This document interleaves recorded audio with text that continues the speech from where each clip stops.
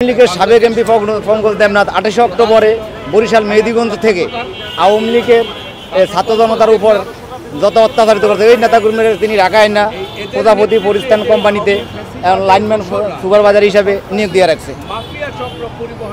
আমরা চাচ্ছি বিশেষ করে প্রজাপতি পরিবহন, বসুমতী পরিবহন এবং পরিস্থান পরিবহন অতি শীঘ্রই রাস্তা বন্ধ হোক। এরা নীরব চাঁদাবাজি করতেছে এবং আওয়ামী লীগের এরা পুনর্বাসন করতেছে। মিরপুর 12 নম্বর থেকে মিরপুর প্রজাপতি পরিবহন সেক্টর, পরিস্থান পরিবহন, বসুমতী পরিবহন, এনা পরিবহন নামে দেশে পরিবহন হয়। এগুলো আওয়ামী লীগের দোষ। আওয়ামী লীগের সাবেক এমপি পঙ্কজ দেবনাথের নেতৃত্বে এই অঘটনগুলো ঘটাচ্ছে। বিশা ঘুম থেকে উঠে যখন আমরা পরিবহনে আসি, আসার পর দিয়ে আমাদেরকে 200 টাকা, 300 টাকা, 400 টাকা দেয়। টাকা দেওয়ানোর পর দিয়ে এরা আমার কাছ থেকে 50 টাকা, 100 টাকা প্রতিদিন নিয়ে যায়। এটা একটা নীরব চাঁদাবাজি। আর এই চাঁদাবাজির নেতৃত্ব দিচ্ছেন পঙ্কজ দেবনাথ। তারপরে আরেকটা ধরেন ওইটাকে বলা হয় ওই যে কোম্পানির নামে যে চাঁদাবাজি মালিক সমিতিকে দেওয়া।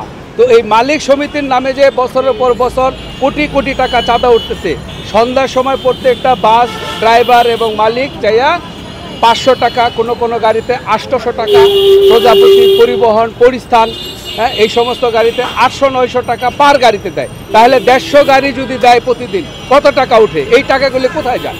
অথচ রাতের বেলা আমাদের রোড গার্ড জাম করে এই গাড়িগুলি রাখে, পারে না, তারা একটা গ্যারেজ করছে।